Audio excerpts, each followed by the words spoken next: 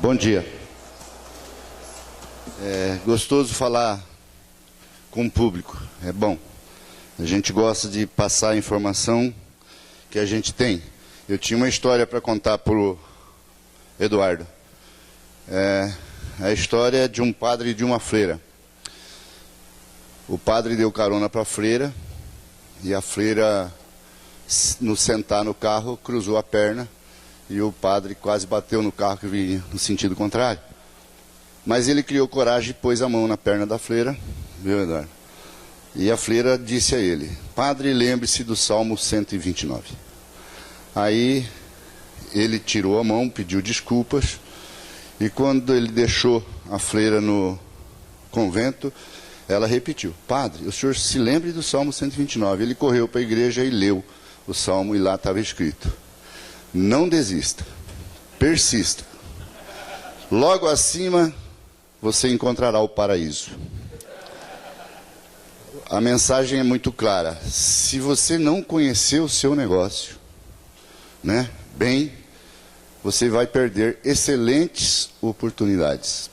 É isso. É essa a história que eu tinha para te contar, Eduardo. Nós vamos conversar sobre o impacto que tem o manejo na qualidade da carne, mas eu gostaria que vocês me entendessem assim. O que é que eu faço na fazenda que tem impacto na qualidade da carne? O que é que eu posso fazer na fazenda para que a qualidade que eu produzo chegue no consumidor? Como eu consigo influir, inclusive, no transporte? Como eu posso, o que eu posso fazer para que o transporte, que não é domínio meu, não seja algo que ande na minha contramão e sim no mesmo rumo? Então, o que é que eu, produtor, tenho com isso? Começa aqui. Matéria-prima com qualidade, é isso que eu tenho que produzir, Eu não posso mais entregar a uma indústria processadora matéria-prima com esse tipo de qualidade. Essas lesões, é comum elas estarem acontecendo durante o meu manejo na fazenda, A aplicação de um medicamento num corte nobre, ele cresce. A lesão causada, uma fibrose, cresce junto com o animal. Isso é como o Eduardo disse, a mão de obra pode ter aí 3% de custo, mas pode ter 100% de comprometimento no meu resultado. Aonde eu termino meus animais também influi bastante, A reatividade deles. Você imagina que, claro, eu posso dizer, mas isso aconteceu no transporte, tá? Mas vamos também entender que, quando eu coloco animais muito reativos dentro de um caminhão, realmente eu posso ter praticamente estragado todo o trabalho de 3 anos e meio. O que eu preciso começar a buscar é produzir esse tipo de qualidade, tendo na minha cabeça que o que eu estou fazendo é produzir matéria-prima que vira alimento para um ser humano. É isso que eu acredito que as fazendas precisam buscar. O Brasil já tem várias propriedades fazendo isso, e eu vou me dar a liberdade de caminhar um pouquinho nessa realidade brasileira de produção de carne, O Matheus já nos ajudou bastante nisso, lá em 98, dizendo: nas fazendas existe agressão direta, quer dizer, uma mão de obra não preparada, agredindo em vez de manejar, A minha infraestrutura é mal usada, porque onde cabe 5 eu ponho 15, Também não faço a minha manutenção. É esse o recado que o Matheus está dando quando ele publicou o trabalho. As outras notícias que nos incomodam muito, está aí. Ainda é muito próximo a essa realidade, Um país que ainda joga fora dinheiro. Mas é o último item que é interessante, Qualidade de carne está diretamente relacionado ao meu manejo. Se ele é estresse, ele se traduz em carne com péssima qualidade. E, gente, o que a indústria processadora, e eu não sou de frigorífico, ela tem que fazer é defender o seu negócio, porque se ela precisa começar a pagar por qualidade, espero, né? Porque ela realmente não pode pagar por alguma coisa que ela não recebeu. Também trabalhos de pesquisa mostrando que praticamente 40% das lesões encontradas nas carcaças aconteceram ainda no manejo na fazenda. Eu gosto de falar que é mais, a responsabilidade é maior do que 40%, né?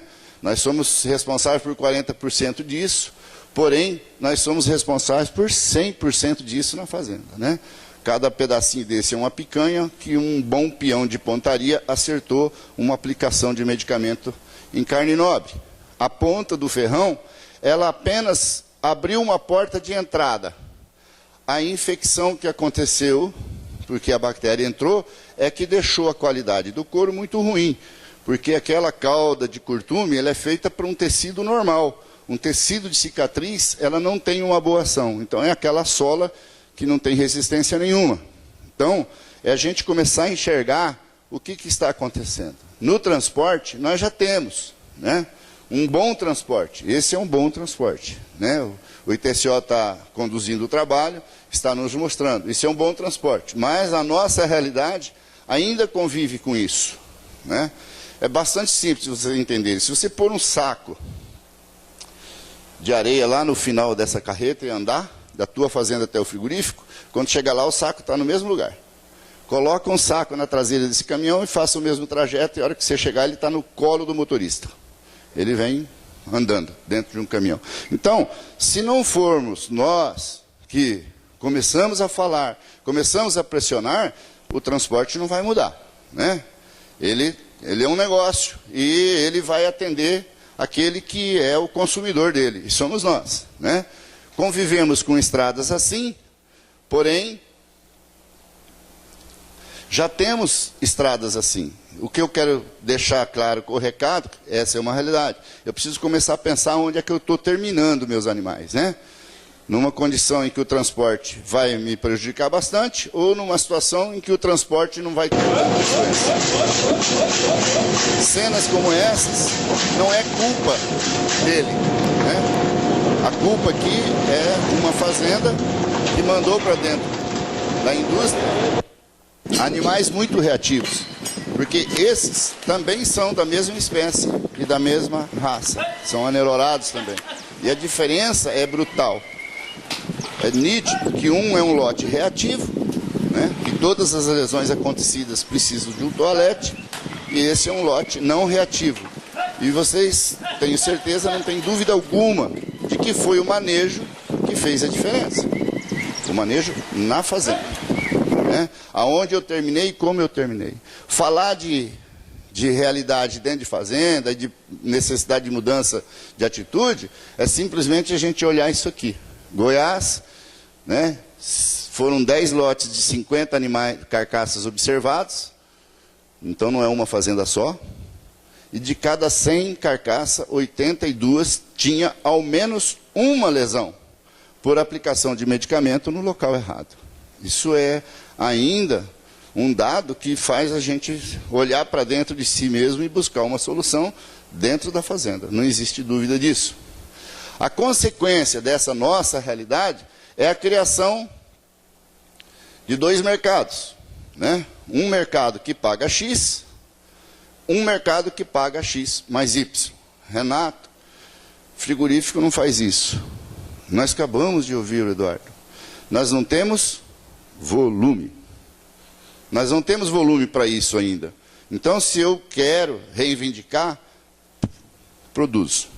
Começo a fazer a qualidade. Na minha fazenda, convenço o vizinho a fazer, convenço o meu amigo a fazer, o colega de truco, o colega de futebol, se é que pecuarista tem tempo para isso, mas, enfim, é nós fazermos volumes para atender e esse mercado diminuindo o primeiro mercado. É uma necessidade urgente no Brasil. Uma outra consequência do nosso manejo, da nossa realidade, é criar um público, né? Isso aqui é notícia num grande jornal, de um público que não come carne, porque ele não concorda com o manejo que é feito nos animais. É uma preocupação crescente, isso aconteceu na Europa na década de 60, teve um impacto econômico violento, né? A Inglaterra mesmo em 64 fechou o ano com 1.000 praças de abate e fechou 65 com menos de 200 praças funcionando. Vamos ter consciência que somos nós que precisamos realmente mudar na fazenda. Uma outra consequência é a indústria processadora se organizar. Ela teve necessidade. Ela tem o teu histórico lá. De quem que são esses bois? É do seu Antônio das Antas. Esse o rendimento de carcaça não pode passar de 51%. Porque lá na desossa, as lesões são muito grandes. Ele tem o teu histórico, ele está certo e tem que defender o negócio dele, né? Percentual de lesões, eles já estão com todo esse histórico aqui seu, lá na sua ficha. Quando chega seus animais, ele sabe qual o rendimento que ele pode te pagar. Não adianta discutir. Por isso, a minha sugestão é que a gente conheça melhor o nosso negócio, principalmente lendo o Salmo 129, né? Eu gosto desse indivíduo que eu não tive o prazer de conhecer e ele não jogou no Corinthians, né? Mas ele dizia isso: o conhecimento do que é certo é que leva a agir correto. E só quem faz o que é certo pode se transformar num homem de verdade. Quando nós agimos errado, isso acontece porque não sabemos fazer melhor. Essa última frase é muito fácil da gente entender. Ele simplesmente quis dizer que aquilo que você aprendeu a fazer mudou. Veio a tecnologia e mudou. Então, se você continua fazendo como você aprendeu, cuidado, que você está exatamente aqui, errando por não saber fazer melhor. Existe uma diferença muito grande entre pessoas. Não é a cor, não é a altura, a quantidade de barriga, não é nada disso, nem o cabelo. A diferença entre um ser humano e o outro é conhecimento. E isso faz diferença. Aquele que conhece tem uma possibilidade de erro muito menor que aquele que não conhece, né? Saber usar as ferramentas que você tem. Isso é a diferença entre um pecuarista e um empresário. Conhecer o seu negócio, saber que quando eu erro no boi, eu perco em dois locais. Eu perco na quantidade e eu perco na qualidade. E não tem conserto. É diferente de uma indústria de trator. O montador esquece de pôr um rolamento na caixa de câmbio dos tratores, não tem problema nenhum. É só fazer um recal. Coloca o rolamento e o trator fica bom. Agrida um boi, faça uma lesão nele e tente consertar isso. Impossível. Então, é prevenção, é mão de obra que sabe mexer com isso, é conhecer o seu negócio. Essa foto mesmo, né, ela traz um recado muito forte aqui, né, publicada num grande jornal em 2005. Né? O recado foi: em dia com a saúde do rebanho é mentira. Por quê? Porque o frasco da vacina pode ser refratário ao sol, mas o frasco da seringa não é. Então, está escrito no frasco, produto perecível à luz solar. Quantas fazendas não se deu o trabalho de pôr uma cobertura na infraestrutura e trabalhar com as suas vacinas na sombra? A sombra não é para o peão, nem para o boi, é para um produto biológico, que tem por intenção imunizar. Pare de aplicar vacina em boi.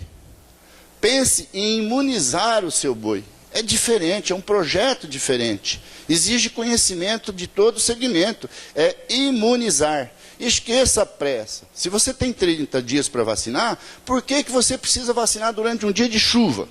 Onde o teu animal chega no tronco lotado de barro e você injeta o barro para dentro do couro dele. Vamos pensar melhor no nosso negócio. São atitudes simples, né? O local de aplicação está errado, não tem mata ciliar. Nós estamos contradizendo tudo que nós temos de lei no nosso país. Eu não vou negociar com aquele que não é honesto, né? Então, é o conhecimento que vai fazendo a diferença. Bem-estar animal nunca foi frescura. Nunca foi. Não adianta eu falar, isso é coisa de americano para complicar o meu negócio. Não é isso. A Anne foi muito feliz quando ela disse: bem-estar é você ir lá para a tua fazenda, junto com a tua mão de obra, observar. e parar de fazer o desnecessário, aquilo que não precisa ser feito. Eu posso dar um exemplo muito simples. Tire o motorista de perto do caminhão no dia do embarque e você já vai começar a perceber a diferença. Porque o teu peão sabe quem é que ele está pondo dentro do caminhão. O motorista do caminhão não. Para o motorista, todos os bois são perigosos. Para o teu peão, não. Faz diferença. Então, é parar de fazer o desnecessário, né? Bem-estar animal não é uma questão filosófica. Para o criador, bem-estar de seus animais consiste em evitar maltrato, eliminar perdas e reduzir riscos de acidente no trabalho. Esquece aquele peão que entra dentro do brete e bate no boi para colocar ele dentro do tronco. Esse peão, a única coisa que ele está fazendo é você perder qualidade na matéria-prima e jogar uma dose de vacina fora. Porque a hora que ele faz a agressão, o boi produz cortisol, e o cortisol impede que a vacina funcione. Então, por que bater no boi? Né? Ter consciência que quando eu entrego no frigorífico, na indústria processadora, um animal estressado, com alteração de pH, com nível alto de cortisol, a matéria-prima que ele está lá, ela tem um rigor mortis precoce. Ah, e o que eu tenho com isso, Renato? É simples.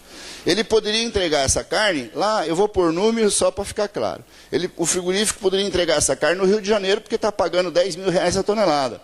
Como aconteceu rigor mortis, devido ao estresse pré-abate, ele só consegue levar a carne em São Paulo.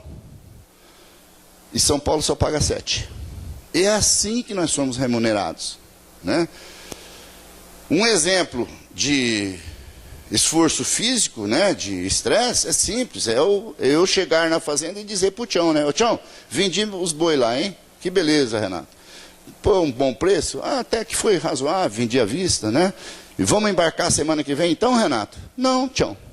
Hoje, os caminhões estão chegando aí daqui a pouco. Mas, Renato, os boi estão a 5 quilômetros do curral. Então, corre. Né? Esforço excessivo. A pesquisa já nos mostrou que no dia do embarque, cara, a pressa não pode existir. Eu tenho que estar com esses bois pertinho. Eu não devo nem pesar eles no dia do embarque. Eu tenho que ter dado suficiente de ganho de peso diário para saber que no dia que eu estou embarcando, com relação ao último dia que eu pesei, quanto esse boi está pesando. Eu não preciso passar ele na bandeira, eu não preciso estressar ele. Eu posso pôr ele num pasto a 500 metros do curral para embarcar, cara. É planejar, é projeto, né? Então é isso. Quais as estratégias que eu posso implantar, não só para produzir qualidade, mas ter influência sobre o resto do processo, para que essa qualidade que eu vou produzir chegue no consumidor, porque, na verdade, o meu cliente não é a indústria processadora, é ela que me paga, ela é uma intermediária, quem me paga é consumidor, ele é o meu cliente, né? Então eu posso selecionar temperamento, por vários motivos, né? O temperamento lá naqueles 2 vídeos mostra muito claro, um temperamento reativo tem um custo muito maior do que um temperamento não reativo. Os trabalhos são muito, além do que, nesse país, né, existem leis que nos responsabilizam quanto à preparação de mão de obra. Então, eu seleciono o temperamento e preparo a minha mão de obra. Minha mão de obra tem que estar sabendo o que é saúde e bem-estar, entendendo de comportamento dos animais, saber aplicar técnicas de inspeção, né? Aqui, um parênteses. Você manda um peão fazer uma mudança de pasto num lote, quando ele volta, ele está preparado para responder uma pergunta. Você pergunta para ele, mudou de pasto os bois, fulano? Mudei, patrão. Pergunte para ele se a boia do bebedouro está funcionando. Ele não sabe. Porque você não preparou ele para isso. Provoque nele a curiosidade, a parceria, que daí ele desce do cavalo e põe a mão na boia.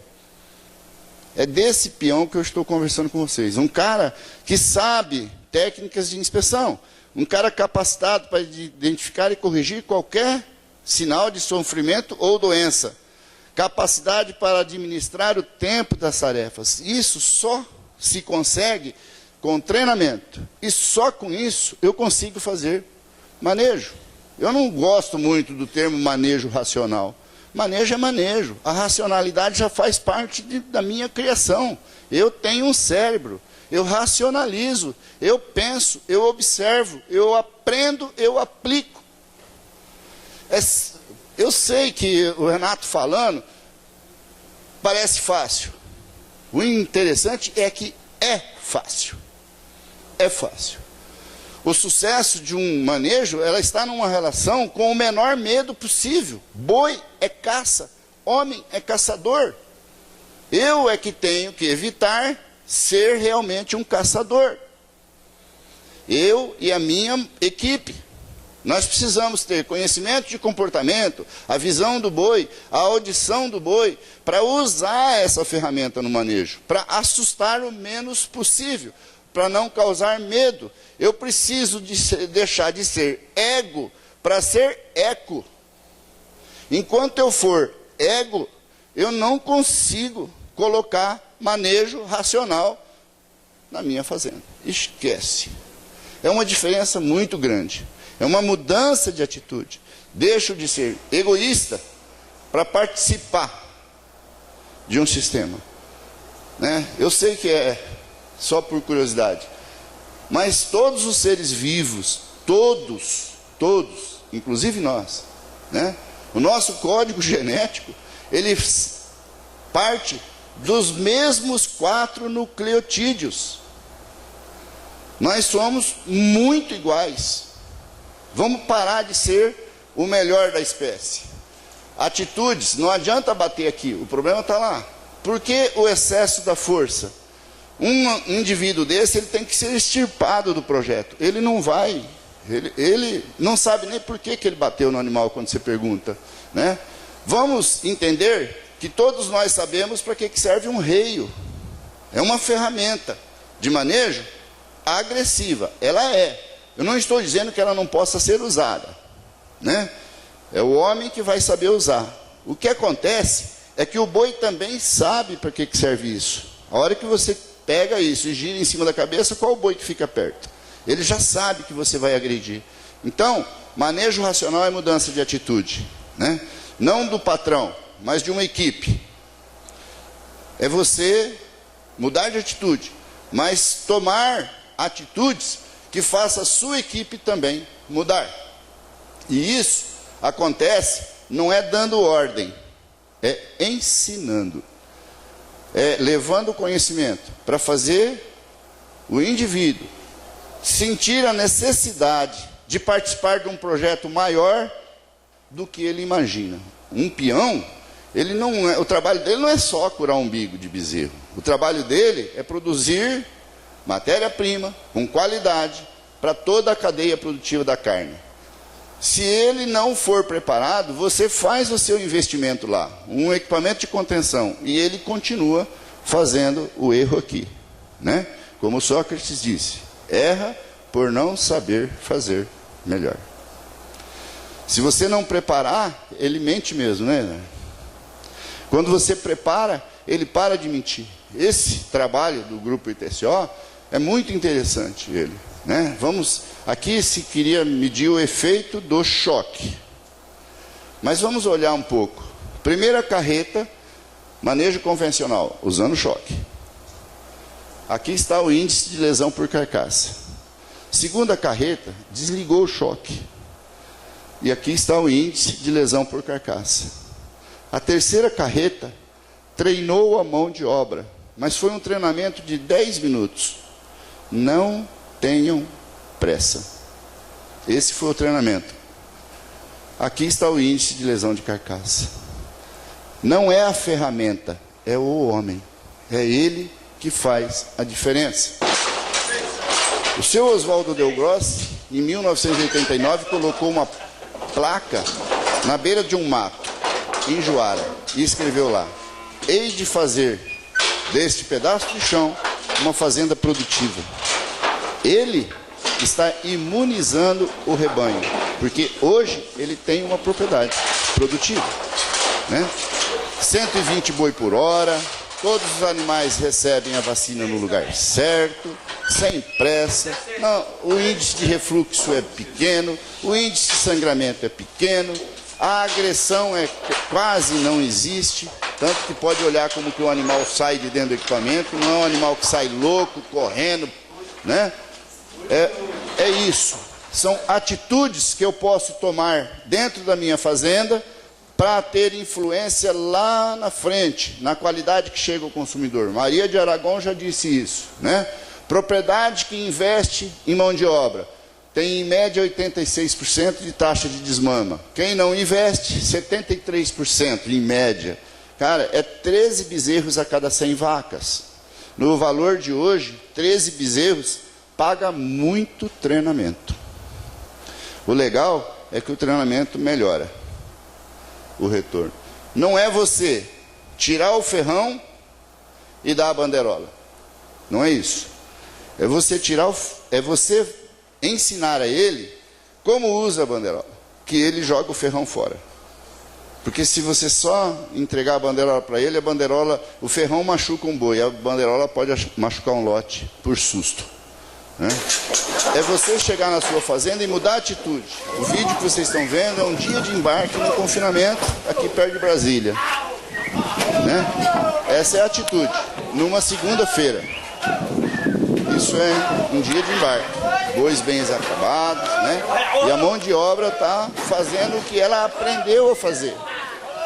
É pôr boi dentro do caminhão. Como? Não importa, né? Mas aí chega alguém, senta com esses caras e leva conhecimento para eles durante 2 dias. 2 dias de conhecimento. Conhecimento sobre o boi, conhecimento sobre manejo, né? E daí nós vamos olhar a quinta-feira. É a mesma propriedade, 3 a 4 dias depois. O conhecimento provoca mudança de atitude. Não é eu dar ordem, é eu ensinar, certo? O índice de lesão aqui diminuiu violentamente. Curiosamente, o que eu quero que vocês prestem atenção, que ninguém fez nada com os bois. Foi com as pessoas. As pessoas mudaram de atitude, os bois também mudam de atitude. Tá sem boi. Olha lá, deixa aberto, já está sem boi, né? Durante o vídeo tem um que grita: ô fulano, não manda tanto boi assim não, né? É disso, mudança de atitude, né? A condução dos animais de lá para o brete mudou violentamente. É isso que eu preciso na minha fazenda. Não pode deixar vir muito assim, é o dia do embarque, é o dia do meu retorno financeiro, né? Não pode deixar vir tanto assim.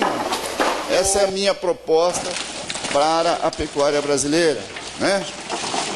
Isso é um dia de manejo com desmama. Estão embretando, né? É um manejo que, quando a gente olha, ele parece ser um manejo normal, né? 3 peões envolvidos no processo, né? Um aqui, outro ali, né? Alguns cutucões aqui, outros lá. É um manejo praticamente normal. Mas você consegue fazer esses caras mudarem ainda, né? Se você conversar com eles, quantos boi cabe no bezerro, cabe no brete? Cabe 9. Então por que você pôs 20? Né? E eles gostam disso. Gostam. De lá para cá, só passa os que cabem no brete. Não passa 20. Cabe 6? Então é 6.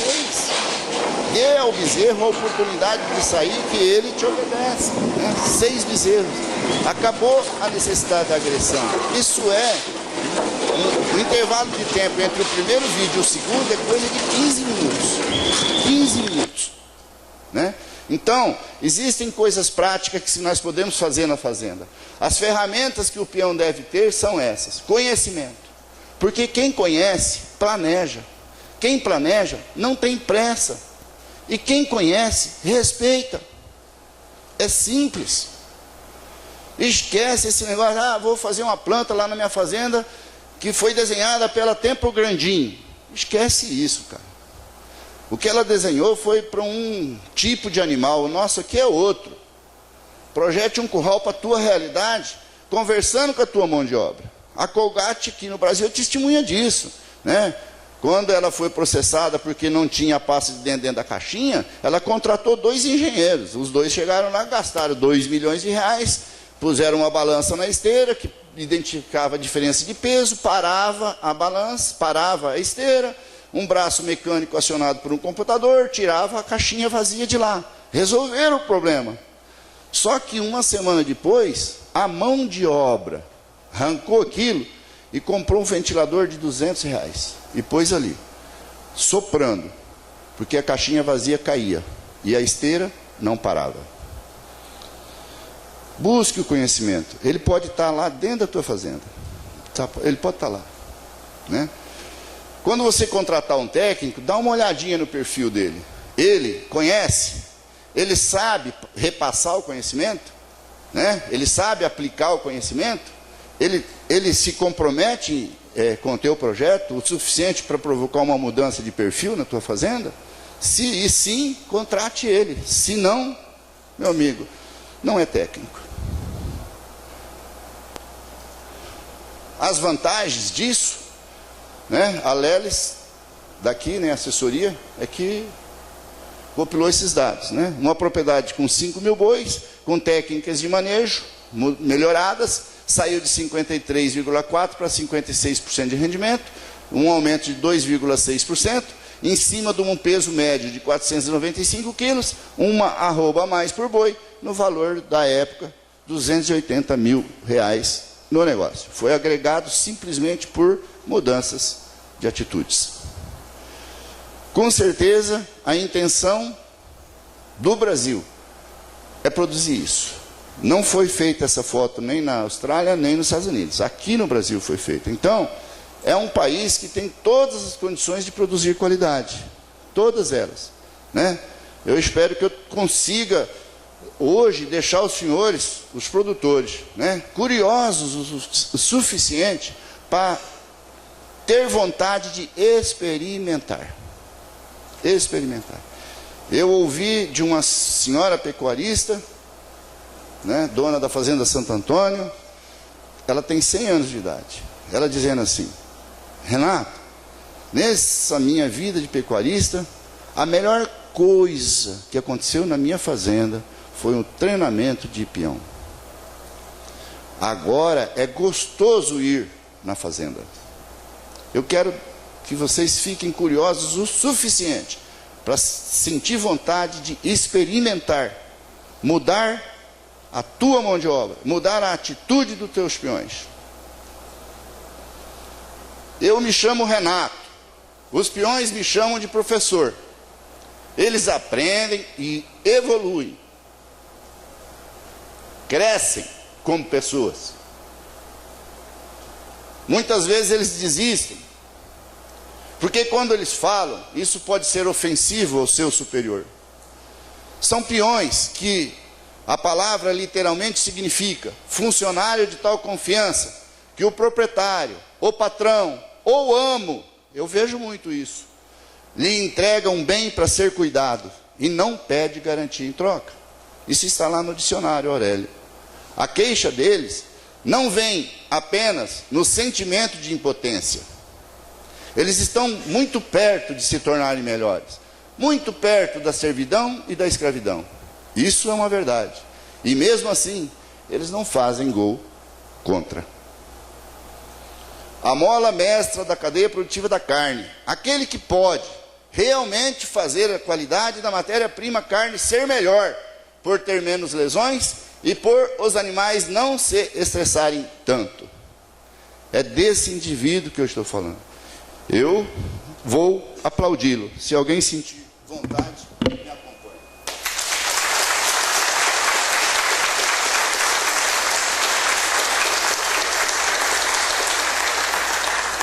Nos Estados Unidos, eles carregavam um revólver, carregavam um revólver e matavam gente. É herói americano. No Brasil, o peão carrega uma faca para cortar a corda, o arame, para salvar a vida do animal. E cadê o herói? Eu acho que ele merece que a gente mude essa verdade, essa realidade. E eu continuo me chamando Renato dos Santos. Tenho um enorme prazer de estar aqui, agradecendo quem organizou esse evento, organizando a Beckhauser que me libera do meu trabalho para estar aqui, e agradecendo vocês por terem a paciência de me ouvir. Muito obrigado.